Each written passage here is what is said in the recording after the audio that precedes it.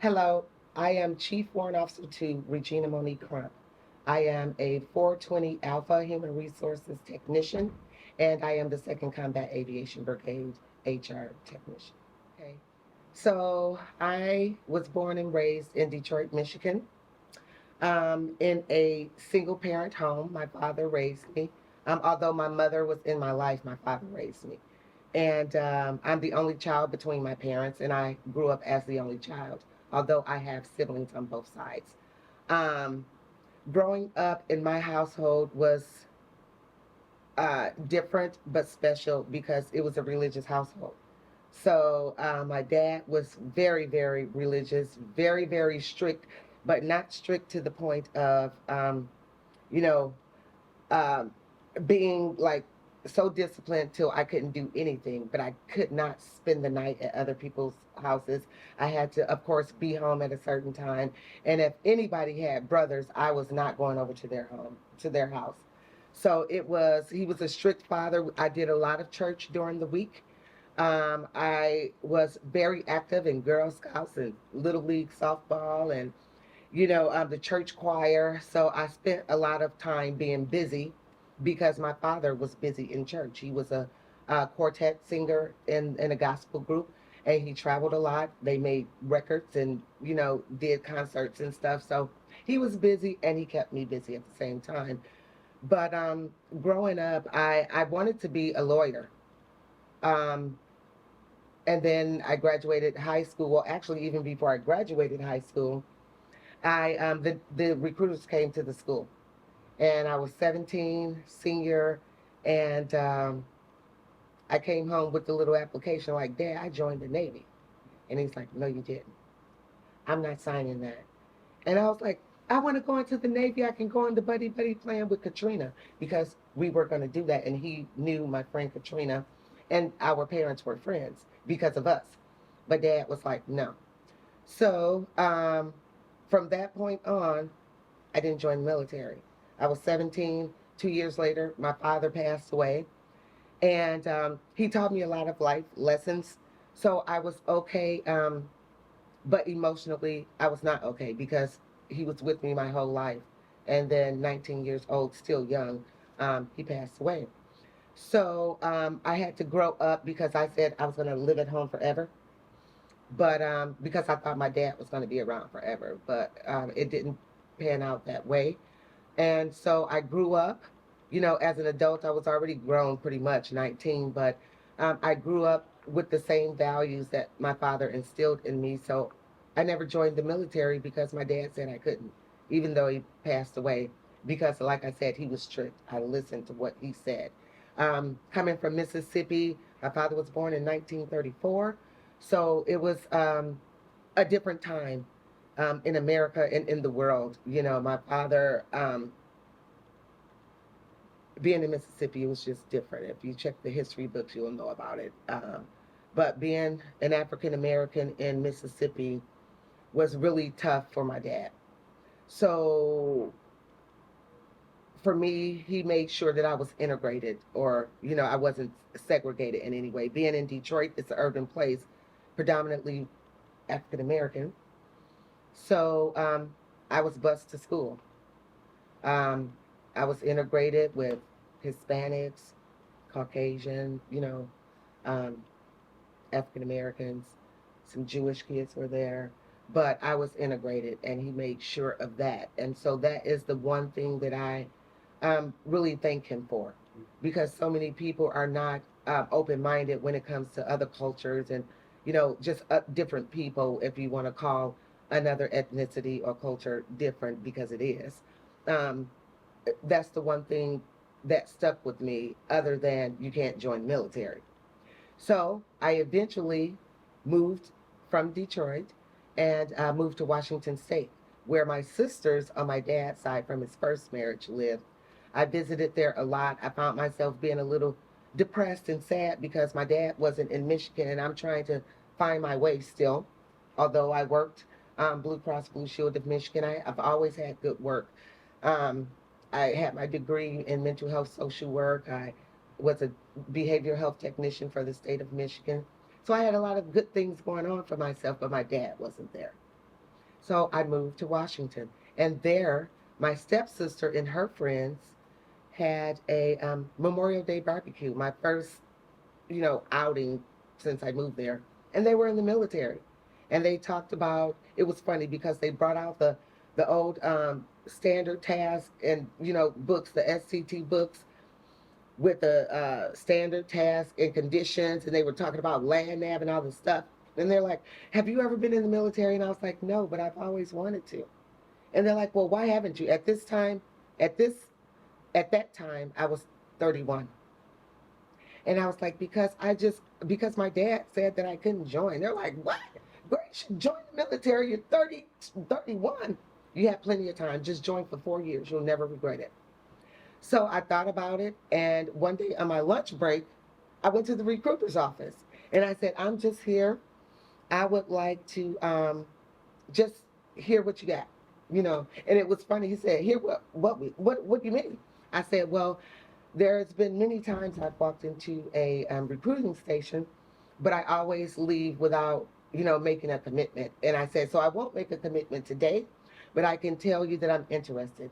So I would like to know like what type of jobs." And so we went through the jobs and the timelines and the testing and all that kind of stuff.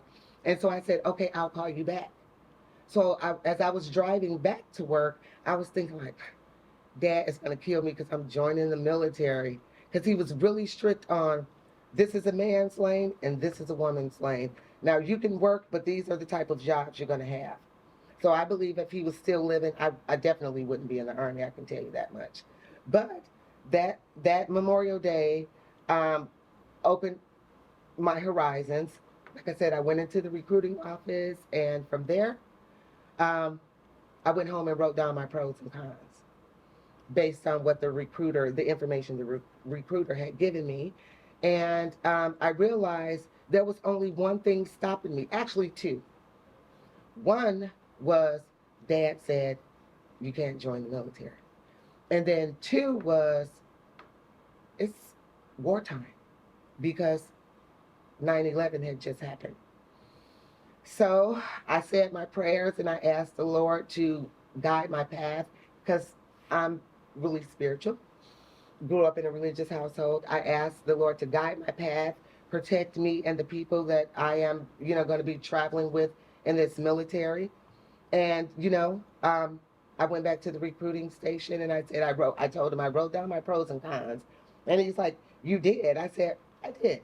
And he's like, so what did you come out with? I said, when could I take the ASVAB? So I was 32 when I went to basic training.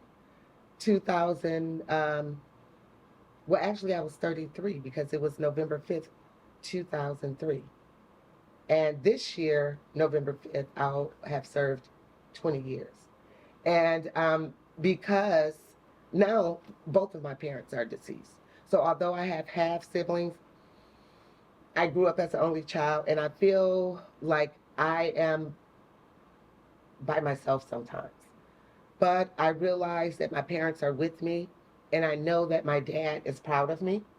And, excuse me, I know that because my last living uncle, which is my dad's brother, I was a brat as well.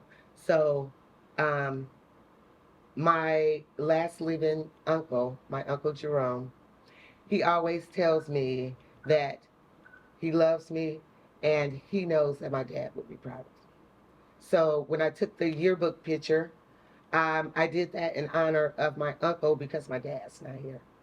So, yeah, it's been a lengthy road without my parents, but I can tell you my dad was stickler on what a woman should be doing and what a man should be doing. And the military was not that. Um, so, yeah, that's how I ended up joining the military. Just saying my prayers and asking my dad for forgiveness, looking up to the sky and like, Dad, please forgive me, I'm joining the military. Yeah. And now I feel like everything that I do, um, he's my guardian angel. He watches over me. I haven't had any, mishaps for the most part. I've been saved. The people around me have been saved. And that's because I said my prayers before I joined the military. It is. And I had nothing wrong with my life. It's something that I've always wanted to do, but my dad said I couldn't do it. And so when I had the opportunity, I really thought about it, weighed my pros and cons, and the only reason I never joined is because my dad said I couldn't. Yeah. So I'm really big on being obedient, you know. There are consequences when you're not. And I learned that at a young age, not because I was in any trouble, but because my dad was, I lived in a religious household. So if you do right, most of the time, right's going to come to you. If you do things that are not so good, you're going to have a hard time, and you need to be able to take the consequences that come with that. So I would prefer to live life as a, you know, product or as a person giving value to society versus being a negative, and having to suffer the consequences. Yeah. The very first day at my first duty assignment, which was 101st Combat Aviation Brigade, PFC Crump. I came into the military as a PFC because I had a degree. I met a warrant officer for the S1. She was an HR technician. And she helped me integrate into the S1 in my first couple of weeks because she was pretty much the only one left behind because she was pregnant. Now, there was an E5 there, but he was always tasked out in different things. So um, she just took me under her wing, and I started asking her questions like, well, what do you do? A warrant officer, because coming from basic and AIT, I'm still a young soldier, and I barely knew what a captain was versus, a warrant officer. What? So she just took me under her wing. When we were going to the field, she told me how to keep my hygiene, take a bucket, put a plastic bag in there. Even though you can't shower, you can still clean your body. You're a woman, this, and that. So, and I was older than her, but she was an old soldier. So she just taught me the ropes. And from that point on, the second week in at my first duty assignment, I wanted to be a warrant officer. So I looked it up and I said, wow, I got to have 8 years of service or experience. I'm only on 2 weeks. How am I going to do this? So again, I'm very spiritual, and I said, well, Lord, I don't know how long I'm gonna be around the military, but I'm gonna set myself up so that I can, um, like there's fast trackers, and me, I just wanted to set myself up in case I decided to stay in because I had already said I'm getting out in 4 years. But then I learned about this warrant officer thing, and I said, well, if I stay in, I'm just gonna work toward that. So my first 4 years, my first 2 years, I was getting out. My third year, we deployed. I re-enlisted because I was like, what? If I get out now, I'm going to have to do reserve IRR for the next 4 years? No, I'm just going to re-enlist, go back to Washington, get reestablished, and then get out in 8 years. I've had a great career. I have no complaints. And by the time I fast tracked to make E7, Sergeant First Class, because every time I moved, I made sure I was set up for the next grade. Every time I moved, meaning every time I PCS. I made sure I had my PME. I made sure I went to the board so that I was promotable. And I just set myself up. And again, fast tracking, I made E7 in 7 years. And when I decided to put in my warrant officer packet, well, I got selected for E7 in 7 years. So by my 8th year, I was Sergeant First Class. So I'm like, okay, so now what am I going to do? Am I getting out? Because I was still thinking about getting out. Because I love behavioral health. It's my passion. It's what my degree is in. And I wanted to go back and work behavioral health. But I decided I'm going to PCS one more time. So I left Germany. And I went to Fort Bliss. And there is where I decided I may as well be a warrant officer because I PCS to a unit that was not activated into the military. I was the only female at a civil affairs organization battalion, and I was the 17th person in the organization because they were building the organization, and the organization, the unit was not going to activate in the Army until like about 10 months later. There was nothing. When you PCS, you fall in on other people's SOPs, TTPs, and you make it your own. I had nothing. So I networked. I networked with every brigade. S1, I went to G1, spoke with the sergeant major, and I just made myself known across 1AD. And when I did that, I set myself up. I was able to set up the battalion. I was able to, be the 17th person and the number one HR, not HR tech, because I was sergeant first class at that time. I was able to welcome the captain and my 4 soldiers 8 months later with the fully operational S1. So I said, I'm at 12 years. I'm not getting out. I may as well be a warrant officer. So I did my interviews with my seniors. I did my packet and I got selected for warrant officer. And the good thing is my ATSO takes me to 20 years. Again, my career has always been in the Lord's hands. I've never had to do anything extra but what I'm supposed to do. And as long as you do what you're supposed to do, things are going to happen because people are going to recognize. And a lot of times I hear soldiers say they don't, but you just got to keep going.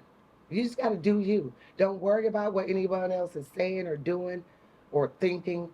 Just be your genuine self and things will work out. So that is how I became a warrant officer. I've always wanted to since I was a PFC.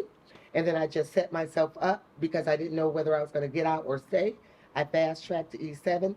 I set up a whole battalion S1 and actually pretty much helped the other sections set up their section. That's why I always say I'm an honorary member of S2, S3, S4, S6, because I helped them set up, because it was like a specialist in a PFC, and then the sergeant didn't come till later, or the OIC didn't come till later. So for me, just being a warrant officer is something I've always wanted to do, and I'm so grateful that I had the opportunity to fulfill my want and my desire.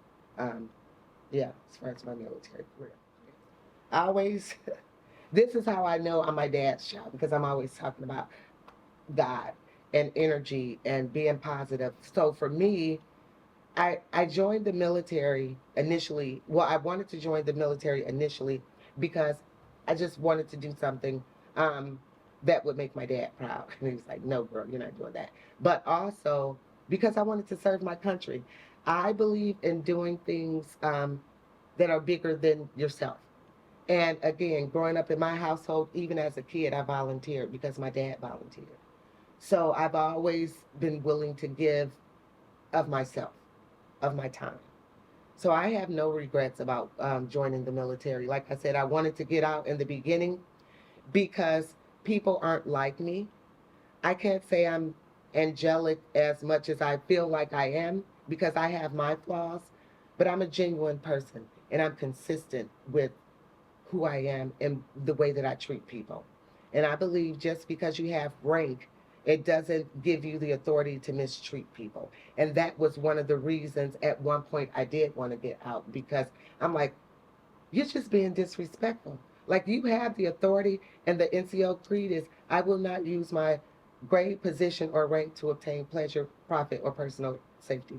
And a lot of people did that in my junior years coming up. And I just, every day, I'm like, Lord, just hold me.